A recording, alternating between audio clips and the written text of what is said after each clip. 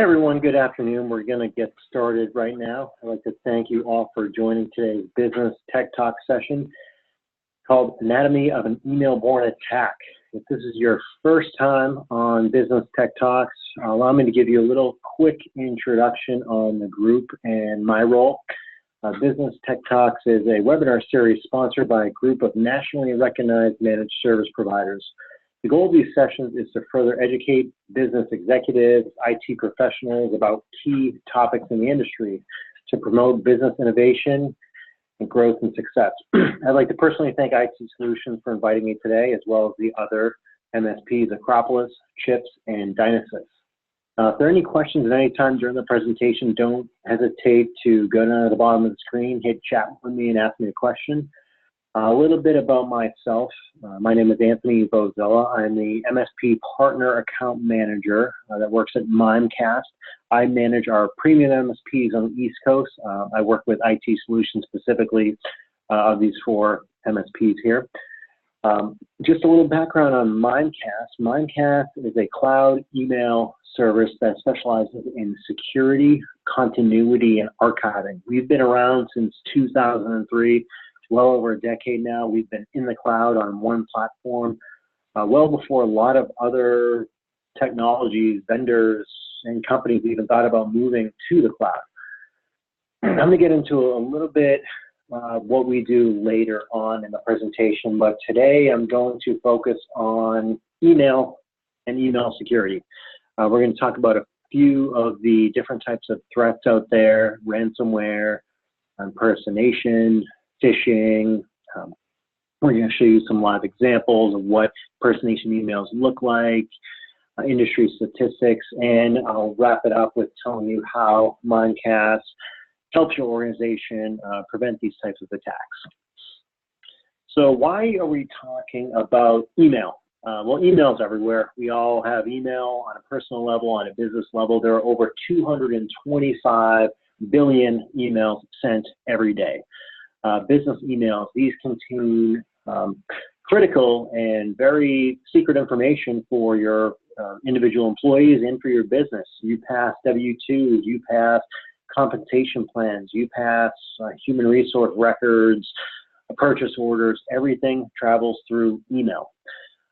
So here at Mimecast, we call email the one killer application out there, because out of everything from Office, Excel, Word, other collaboration tools, email is the one critical thing that keeps your business up and running. It's also the killer application because if you lose it, even for a matter of minutes or hours, it can be pretty detrimental to your business.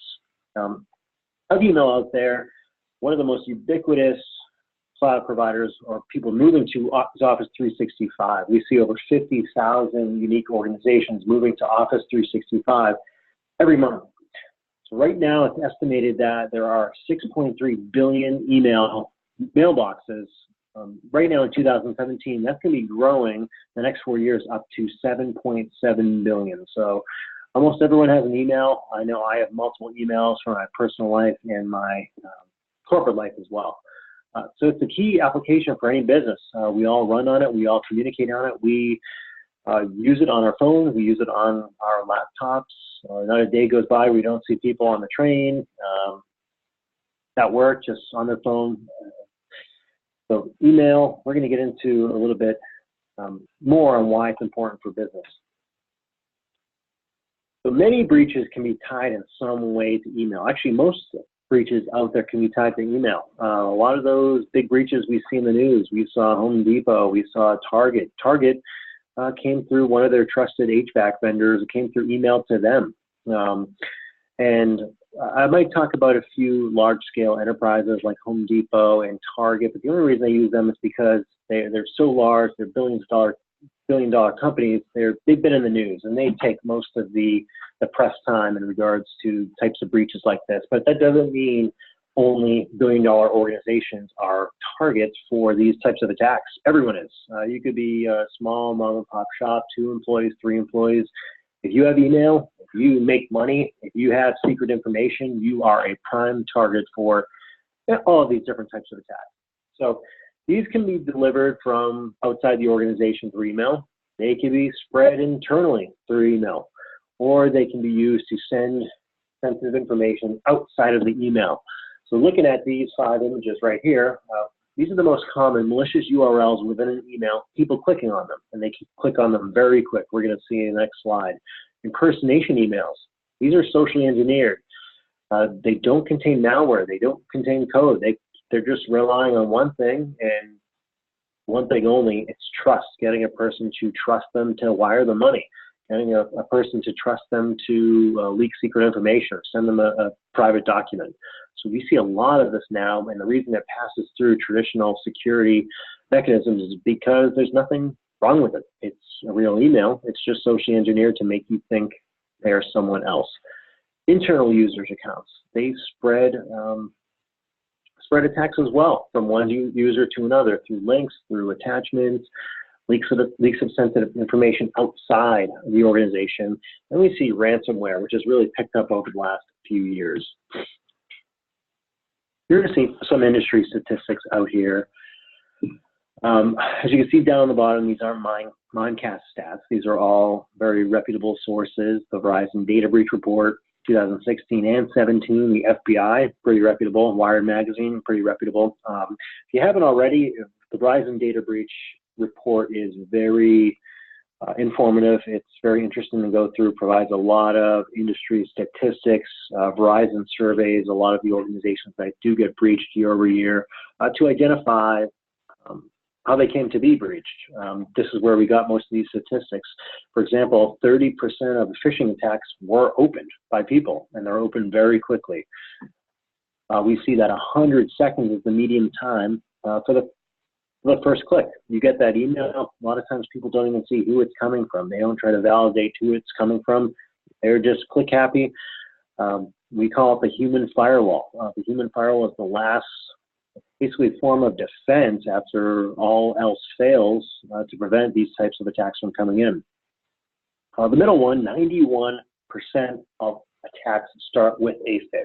Pretty amazing that all of these big, small, all these organizations that are being breached, that are losing money, that are sending their personal information out, are coming through phishing attacks. 66% of malware is installed via malicious email attachments. So coming through a Word document, Excel, a PDF. And over on the far right, we see $5 billion. BEC is an acronym for Business Email Compromise. This is what the FBI calls it. A lot of people call it whaling. People call it spear phishing. It's all essentially the same thing. It's just creating trust and getting someone to wire you some money. So it's a $5 billion global scam. We're going to talk about it in a little bit. It's actually a business. These hackers they have help desks. They have manuals. You can pay for tech support to help launch attacks. So that's why we call it a business here at Mimecast. So let's talk about malware really quick. And malware has wreaked havoc for decades. It's been around for quite some time. We've all seen the antivirus, the anti-malware on our desktops, down in the tray. But really, this has been around for quite some time. And malware is used for a few specific things. Once one system is compromised, it can quickly spread from system to system within the organization. It's been seen to cripple mail servers in the past. It's been seen to destroy files on end-user machines.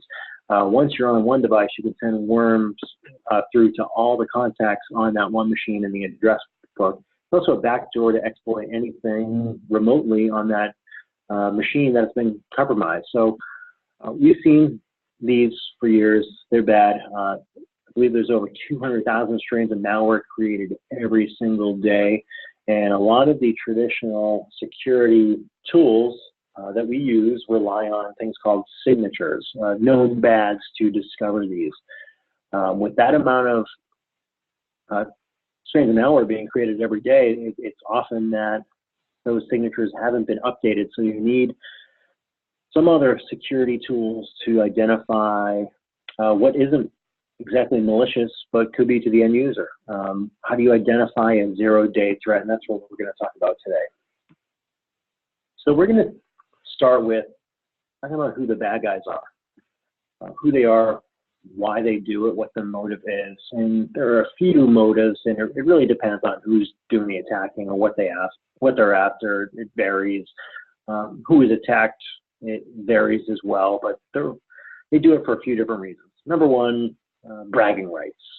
College students, high school students in their grandmother's basements, they do it. They're looking for a challenge to brag about with their friends or in their small hacking community. Money. Obviously, we're all influenced by money. I'm here because I get paid to do it. You're there because you get paid to learn about the threats out there. Everyone's after money, and a lot of people go out there and steal it. Just like they used to rob banks back in the day, they're also targeting people to wire them money. They're actually trying to break into accounts, steal passwords with the intent of gaining money. PII, personal identifiable information. We see this a lot recently. You always see commercials for people creating different types of records, trying to steal identities. They're taking your social security number. They're trying to create a credit card. They're going to register a fake domain on GoDaddy.com. Anything that can be used in your personal life, even information about yourself, like your height, your weight, certain attributes, all of that can be used to create fake IDs. Credit cards can be used against you. IP, intellectual property. Intellectual property is what makes all of our companies tick. It's what gives us our competitive advantage in our marketplace. These can be plans, these can be designs, they can be future plans, future releases. If the bad guys get a hold of this, it can be pretty expensive in the black market to sell to competitors, and we see it quite a bit. And lastly is to wreak havoc. A lot of them, or some groups like Anonymous, for example, we associate Anonymous with the guy socks masks up on the top left. Is they're sometimes motivated by money, but they're just there to wreak havoc. Look at the Ashley Madison breach a few years ago. Yes, people did pay ransom to get their information back or for their information not to get leaked, but they were after one thing: to wreak havoc. What they did was release the records of tens of thousands or hundreds of thousands of people that had signed up for AshleyMadison.com, which was a place where people can have affairs. And that caused a lot of problems for a lot of individuals. And who's doing the attacking can really vary. We used to see people, we still do, they'd start off small with a few machines in a basement. They'd try to pay for petty theft. They were trying to steal money. Then we saw it expand into larger size criminal organizations, criminal syndicates, and nation states. We see nation states or nation states of nation state espionage type things where they're after nation secrets, trade secrets, military secrets. We see that a lot over the last decade. And actually, if you went on the website, FBI website, there's always been a top 10 most wanted, but there's actually a top 10 most wanted for cyber criminals now. And if you go on there, a lot of them are in uniform from other countries because they are sponsored by nation states. They are government led, and they're well funded. They have a lot of resources, a lot of manpower behind them. As we can see down here on the bottom, it's a very militaristic type group. And this is one thing that I think a lot of people don't always consider, and it's the insider. And there are three different types of insiders. There are the compromised, careless, and malicious insider. The malicious insider, these are the employees or contractors that you have on your staff that know they're doing bad. They are knowingly doing harm to the business. Fortunately, this relatively doesn't happen too often, but when it does, it can be pretty significant, or the impact could be pretty significant to your business. These are people who could be getting laid off. They know their last day is coming up. They're stealing information, they're deleting information, they're deleting their email, and they're trying to cover the tracks behind them. This can be magnified if someone is very tech savvy, if they're in IT and they know how to cover their tracks behind them. Fortunately, most of the insider threats aren't malicious like that. They're either careless or the compromised user. A careless insider, these are the people who have been groomed. These have been, these have been these people have been emailing or corresponding with people outside of the business. They've been groomed. They've earned trust with someone. They think they're communicating with someone that is a partner, with a vendor, with a business partner, but they're actually not. And eventually, after communicating for days, months, years, they're going to send out some sort of financial information. They're going to wire out money. They're going to send some personal information out. And lastly, the careless insider is someone who is just trying to get their work done. They're trying to make it easier for them, be more efficient. They're emailing Excel sheets from their corporate email to their Gmail at home so they can work on it. They're putting files on USB sticks and bringing it home, bring that USB stick home outside of the network where there isn't many layers of security enforced. You might have just malware at home or just some simple desktop security where you put a file back on the USB disk, bring it back home, and all of a sudden there's malware on your computer spreading from computer to computer inside your network. So insiders, we don't hear it a lot, but it is pretty significant. Let's move on to ransomware, holding data hostage. And it's pretty obvious what ransomware is. It's been getting a lot of press recently. This is an example of what a ransomware screen would look like. So I'm not sure if anyone on the call has seen this, but you come in, turn on your computer, log in, and you see a screen. Oops, my files have been encrypted. A lot of them have the same thing on there. There's time left, the amount you have to pay, how do you pay. It's pretty self-explanatory. Most of the time you have to pay through Bitcoin, which is an anonymous currency. They can't track it. It's easy for people to move from one person to another very quickly, and they all have the same common thing.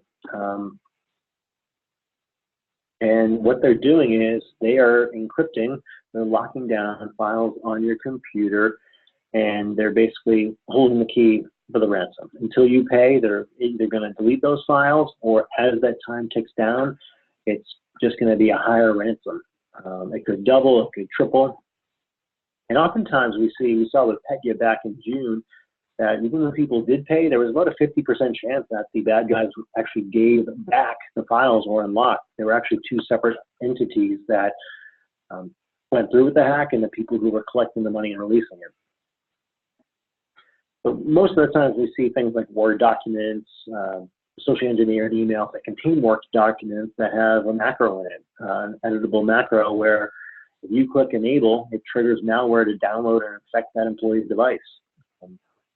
The Locky virus in May of last year encrypts and also changes the name of that encrypted file, so it's very hard for you, an IT specialist, to find where the bad file is on your system. So here's another example quickly. Not sure if you've seen the movie. The movies Saw that usually come out around Halloween. The guy's face in the background is Jigsaw, just something they put to instill fear. That's all it is instilling fear. But here, same common things. Your computer has been encrypted. Everything, your photos, your videos, your documents, they're trying to scare you, and they give you the amount of money they're requesting, $150 worth of Bitcoin. You have 59 minutes and 59 seconds to pay it, or that's going to go up. So all very common things across all the different types of ransomware out there. This is a timeline of ransomware discoveries. On the far left, we have 2005, and the far right, we have 2016. And you see there's some gaps there. First one back in 2005, then we moved to 2012, 2013, sporadic. Then it gets pretty busy over on the far right when we're getting into 2015 and 2016. We see big ones we know we've seen in the news or read about or heard about: CryptoLocker, VaultCrypt. Moving on to the next screen, this is not a subway system, but this is actually after 2013. So the last screen we looked at was 2005 through 2016. Let's look at this now. 2013 through 2017. Look how busy it gets. This is just becoming a regular occurrence where businesses are being attacked, and these are all being reported. WannaCry, Petya, CryptoLocker, iRansom, Karma, all these things we know about. And it's gotten big lately because it's moved from consumer impact to business impact. 5 to 6 years ago, ransomware, it did exist, but it was very opportunistic and something that the bad guys just threw out there. And most of the time it locked up a machine on your house, or you were asked to pay a few $100s to get your files back. People would just reformat their laptops. They weren't that concerned about it. And the bad guys saw that they were spending too much time actually walking people through how to pay it. And, it wasn't efficient for them. So they decided to move from individual targets, home targets, to more critical business systems. So they shifted to critical infrastructure, hospitals and state agencies as well. We see this come up a lot of times in hospitals. They're the targets for this. So it shifted from end user machines to servers. If a machine was locked down, if a critical file share was locked down, if the server was locked down, then someone is more likely to pay that than paying if one single machine was locked down. Because these larger organizations like hospitals, once it gets to a certain point or the extent of the damage, you have to report it to the FBI, you have to report it to the SEC, all these different organizations. So as I mentioned, ransomware is a business. In 2016, it was a $1 billion business. And it's a business because you can just go out and buy these. You don't need to have a technical background. You didn't have to go to school to be in IT. You don't have to know how to code. You can simply go to a website and buy this. Here, for example, this is called the Stampado ransomware. This is $39, a full lifetime license. And there are different levels as well. There is just the basic level. You don't get any support, but you could probably pay a few extra bucks if you have access to a hacker help desk to actually help you launch these types of attacks. We see the same things with denial of service attacks, DDoS attacks, impersonation, socially engineered attacks. It's all, you can pay for all this now. Moving on from ransomware to impersonation attacks. And the biggest word on here that I want everyone to remember is trust. Trust and the human firewall. So after all of those security tools have failed, after antivirus has failed, the last people that we rely on are the individual users that click on things. They click on things with checking to see if they know who the sender is. They click on things without knowing who the sender is. So that's the last form of defense, and that's why there's a lot of training out there these days on how to spot a phishing attack, how to spot an impersonation attack. This got so bad at the FBI, there was a public service announcement. They call it BEC, Business Email Compromise, and they identify this to be a $5 billion scam, $5 billion industry for the bad guys. So we think about what we just said with ransomware. Ransomware was a $1 billion business in 2016. Business email compromise and impersonation is a $5 billion business. So this doesn't get the big press that ransomware does, but this is pretty significant. There's not a day that goes by where I don't talk to a partner that has a customer that might have wired out $15,000, $30,000, $70,000, because the bad guys are getting very good at these social engineered attacks, and we're going to show you actually how they gain this information to earn your trust and attack you. So we were, just to go over what an impersonation attack looks like, Mimecast was the target of an impersonation attack several years ago. This is an example of an email in July of 2015. Just to give you some background, Peter Campbell is our CFO. Peter Fondini was our financial controller at the time. And if you read through this email, you may have seen something like this go to you or go to one of your employees. But this email is from a C-level to someone a lot lower in the company. I'm not sure about you, but a lot of times I've gotten emails from C-levels from people very high up, and it gets your heart pounding, gets your blood pumping, and a lot of times you're scared, and you're going to make a quick decision based on what that email says. And this email here, a telltale of an impersonation attack is it always includes wire instructions. They give well-rounded numbers. They're not just asking for $1 million or $50,000. They're asking for $48,000, $48,254.80. Well-rounded. It seems like that's actually payment for something versus just a well-rounded big number. I need you to process this and code it. Professional service expenses. Sounds pretty correct as far as what these people would be talking about on a day-to-day basis. This ought to have been sent yesterday. So they're creating fear by making it urgent or putting it. Peter Campbell seems like he's putting this on Peter Fondini that he made a mistake. So Peter is going to act on this pretty quick. But if we look at this very up close, there's something different about Mimecast. Mimecast is spelled M-I-M-E-C-A-S-T. If we look at the M here, the first M is correct. The second M is not an M, it is an R and an N. So 1 pixel off. And to the human eye, if you're getting an email from a C-level and there's that language in there making you scared that you fell behind on something, that you have to do something quick, are you going to notice that this is 1 pixel off and that M is actually an R and an N? Probably not. And if it's late in the day, you had a bad week, family problems with your kids, you didn't have your second or third cup of coffee, just all the more reason why people act on this. This came in on a Wednesday at 5:09 p.m. So what we do is we can look here. You can actually see when this domain was registered. So someone could have just gone on GoDaddy.com and registered the URL. Simple. If you're a business that has an R, an N, an I, an L, a 1 in your domain, pretty easy for people to do this. They don't even need to have those letters. They can do it anyways. But here, this domain was registered on the same day, down July 29th, the same day, several hours before. So it didn't have any, it wasn't blacklisted yet. It wasn't flagged. There weren't any types of, negative reputation checks out there. So Mimecast.com, it looks like Mimecast. This is an example of an impersonation attack that we received.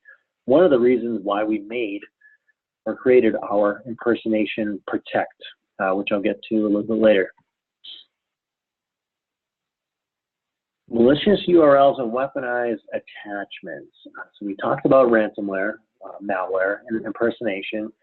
A lot of times emails come through and they have attachments in them. They have links in them. They look real, but even if they're being sent from someone you trust, you don't know where they got that. What if they sent it in from their personal Gmail? What if they were working late at night on an Excel sheet and sent it in, but what if their home machine was infected? What if there was malware on that? What if it's now embedded in that Excel sheet and now they sent it to their corporate email? What if they forwarded that to you? So we talked about the different threats. There's internal threats. There's also, external. There's also internal threats. People passing these types of things back and forth to each other.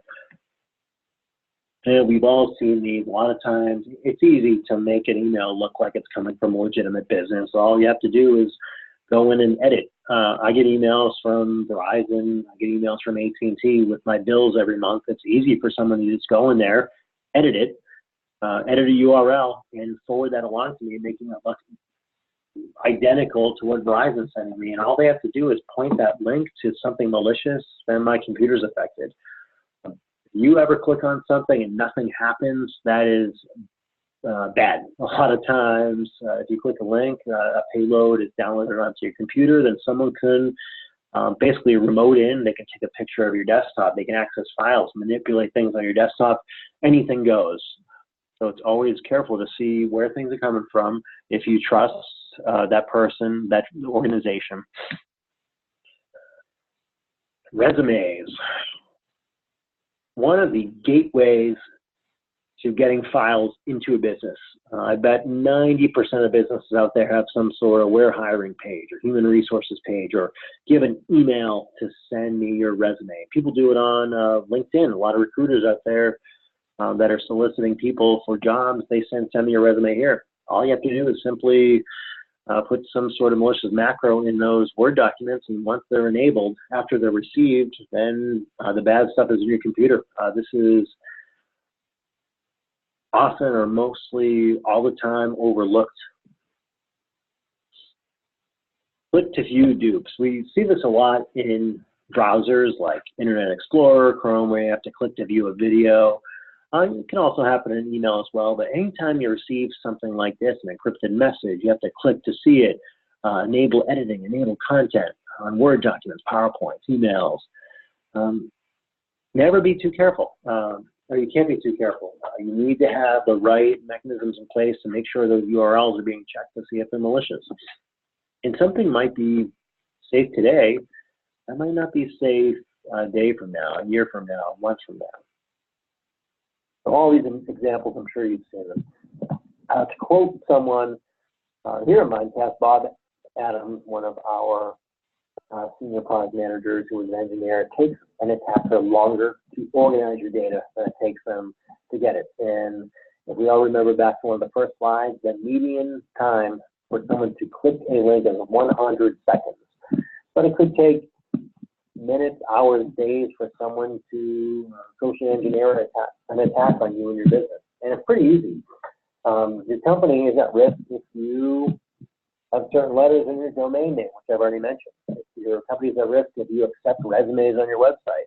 If you have a team of people in finance. Who doesn't have a team of people in finance? If you have a LinkedIn profile, your life is deemed interesting enough to be on Facebook. So basically, this is saying your company is at risk if you exist as a company. This isn't just for the world's largest organization, the 10,000 employee businesses. This is for everyone, insurance companies, CPAs, healthcare, doctor's offices, you name it, anyone can target. Your executive team will be found. I bet there's a lot of people on this call that if you go to your website, your executive team is there. It has their names. It has their history. It might have their college. It might have their previous employers' names on there. It might have their email. It might have their face. So you're just giving information away for people to use in an attack against you to gain trust. Remember, gaining trust is the biggest thing.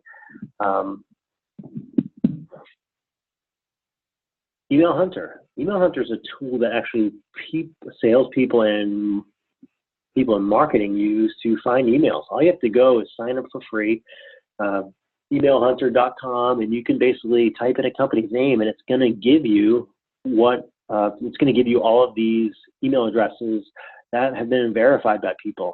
Here, for example, there are 9 sources, 20 plus verified sources, 59 business emails found, and it finds the pattern for you as well. That could be, I'm going to talk about John Smith. It could be J. Smith. It could be John Smith. It could be John.Smith. It could be Smith.J.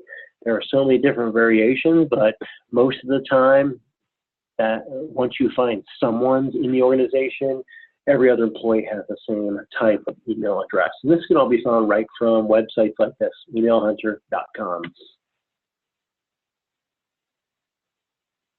Rapportive is a tool, so once you get those email addresses, you can go to something like Google. There's a Chrome extension that I actually have. You can go in and type someone's email. It's going to pull up all that information.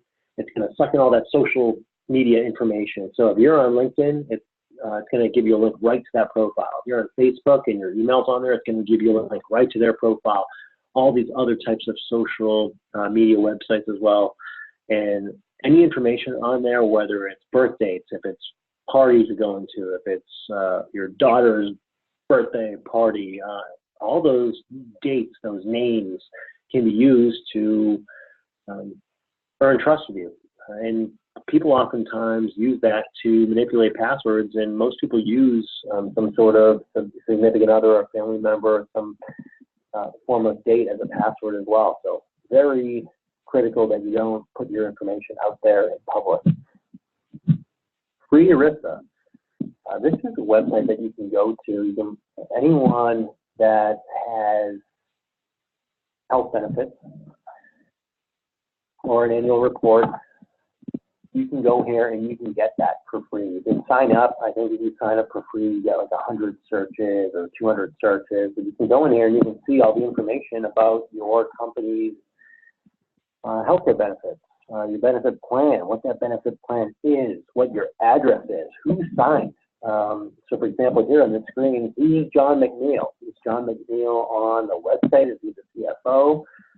Now you know the name of the benefit provider. And what if that benefit provider had 2 L's or an M in it? You can just go register a similar domain and create some sort of social engineered attack, making people think they were getting an email from the health benefit provider. EIN numbers, everything is right here and it's all public. You don't even need to know how to code. As I mentioned already, this stuff you can go and buy it. A lot of times you buy it through an anonymous currency called Bitcoin or credit cards, but it's pretty easy to go and get your hands on this stuff. And I'm going to show you how easy it is. We're not going to do a live hack today, but we're going to show you just what a screen would look like if you did buy one of these kits. You basically, as it says here, get to choose your own adventure. So you bought this for $10 or $40, you downloaded it, you bought support, so if you need help, you can call up the help desk and get help with this. Select one for spear phishing attack, 4 to create a payload, mass mailer attack, PowerShell attack. You name it, it's endless. This is just one example. There are some pretty cool and neat, but also very scary things out there that are pretty easy for the bad guys to get their hands on. For the bad guys who don't even know a lot about technology, this is just for the amateurs. For the skilled guys, it's a lot scarier. So, can you confidently say that you have done everything possible to protect your organization from cyber attack? You have a cyber resiliency strategy in place. So, what we talk about here at Mimecast is having a cyber resiliency strategy. You need a multi-layered security approach. One vendor is never enough. A lot of people are migrating up to Office 365 right now. Office 365 has EOP, Exchange Online Protection. They have ATP, Advanced Targeted Threat Protection, but it's just one vendor. Never put your eggs in one basket. People didn't do it when they were on-prem. They used to stack on security. They used to stack on redundancy. You need a multi-layered approach to security from not just email, but for endpoint as well. There's so many different security vendors out there. There's different approaches, but the more you have, this is all about reducing risk, and the more you have, the more layers of security you have, the more you're just going to reduce risk for your business. Having a continuity strategy in place. So just making sure that everything is up and always available, that there is no downtime to email, downtime to critical applications, because just a few hours of not having access to email could mean life or death to your business. You could lose thousands, tens of thousands, millions of dollars every time you have a type of outage or minimal downtime. And lastly is remediation. So if something does go bad, how do you get that information back quickly? How can you get it to the last known state? How can you search for it? How can you find it? So here's Mimecast cyber resilience strategy, having a multi-layered security approach, having a continuity strategy to make sure everything is always accessible, that there is no downtime, and a remediation plan just in case something bad happens, that you can get back to the last good state. Our CEO here often talks about the plan club versus the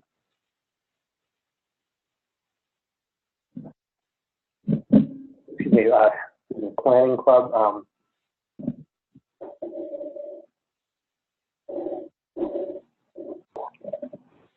Plan versus response club. So you're either part of the people who plan way ahead and waiting for disasters to strike, or waiting for disaster to strike, then plan accordingly, then you're spending your money. So you're going to spend money on security and all these tools one way or another, up front or after things go bad. And a lot of times when things go bad, it's not just paying for security solutions, you're paying fines, you're paying litigation fees, you're all these different costs associated with being a breach, and you're also at risk of losing business. So moving forward, Obviously, we've talked about this. Existing anti-spam and antivirus systems are not enough because they look at the known bad. A known threat is easy to stop. A targeted attack out there, someone who's done some social engineering, they get through the traditional security approaches. So what Mimecast does is we've developed something called Targeted Threat Protection. This is our advanced security module, which includes 3 different components: URL protection, attachment protection, and impersonation protection. I'm going to give you a little walkthrough of this, but it pretty much covers everything we've talked about today. Not a lot of people are doing this. We've actually coined the term impersonation protect. After that email I showed you, the email from our CFO to our controller, we created impersonation protect because we were getting attacked. Attachment protect as well. So what URL protection does, a lot of businesses out there, I hear that people say when you or they're taught, when you get an email, hover over the URL with the link to see if it actually goes to chase.com. See if it does look legitimate, doesn't have a lot of alphanumerical digits in there.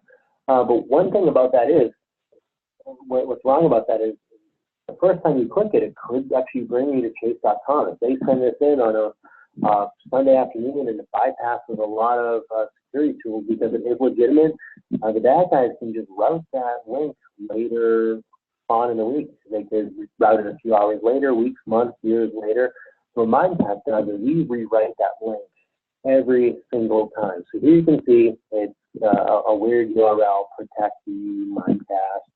So what we do upon click is we actually go ahead and we check to see if there is actually anything malicious at the end of that. And we actually include some very interesting features that people are paying a lot for is these teachable moments. So we're not just going to let people in right away upon click. We're actually going to allow them to look at it one more time. Do you really think this is safe? You've been randomly selected for training purposes. Please review the details. So here's the link where it's bringing you. Here's the message. Here's who it's from. Do you think it's harmful? So it's one last chance to basically give your own personal input, but it's the last form of thinking with Firewall to make a decision here. So obviously, if it is malicious, we're not going to let you through. So here, for example, this person clicked, it's safe, let me through, and excuse me, they said it's harmful, and what it's telling them that they were correct. Good job. It's patting them on the back. Thank you for being cautious. Close the link. But what if you click it's safe and it actually is malicious? Then it's going to block you. We're not going to allow you through, but that's called a teachable moment. So here we'll give a person another tip. Be suspicious of requests for money, even if they look genuine. So it's always continuous education for your employees. And that is URL protection. Attachment protection is attachment sandboxing, attachment emulation. So when here at Mimecast, when we're sent a file, or our customers that are sent files, we can do 2 things. Here, for example, there are 2 attachments on this email. One looks like another email is attached, and one is PDF. So what Mimecast does is we send a safe version PDF through that has been stripped of all code. It's just a PDF. It could be a Word document, it could be Excel. And the reason we do this too is because over 80% of the people out there actually don't need the exact file. They just need a PDF version. They just need to look at one number or get an account code off something. So here we deliver that safe version PDF, but if someone wants to go back and download that file, they can click request file. And what we're going to do is we're going to take that actual file that was sent, whether it's a Word document or a zip, and we're going to blow it up in the Mimecast cloud. So what we do up there is we're not just sandboxing. We're doing things like we're speeding up time, we're slowing down time. We are manipulating mouse clicks, keystrokes. We're making it look like it's an actual person that is opening up the attachment, because the bad guys have gotten so sophisticated that these malicious files, they know when they're being sandboxed. So a lot of them are time sensitive. They can blow up after X amount of mouse clicks, after X amount of months. So That's the reason we do all those sorts of checks to identify if there actually is malicious code, not just now, but in the future or under different circumstances.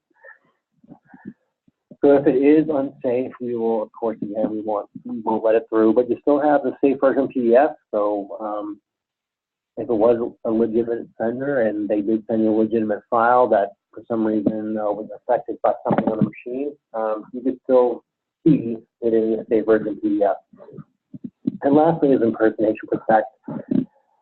We've already seen this. We walked through this email. So what Mimecast does is we do a few different things. Is we check to see when that domain was registered. If there are any types of reputation checks on it, if they've been blacklisted before. We check to see if that person is in Active Directory. We check to see how many digits, how many pixels, how many characters off from the original domain is it. And all this is completely configurable, but basically we are going to alert the end user that this is a suspicious file, is a suspicious email, even if the email doesn't contain the type of URL or file. So that's the presentation today. I had one question at the beginning of the presentation. Sorry I didn't get to it, from Andrea. I mentioned some large organizations called Home Depot and Target aren't smaller businesses or SMB and mid-market businesses. Targets, yes, you are correct. As I mentioned a few times throughout the presentation, everyone's a target. In this presentation, basically we said if you have a business, if you have a finance team, if you have money, personal information, you are a target. It doesn't stop. It doesn't just start at larger enterprises. It could be anyone, 5 users, 2 users business. If you have a website, perfect target.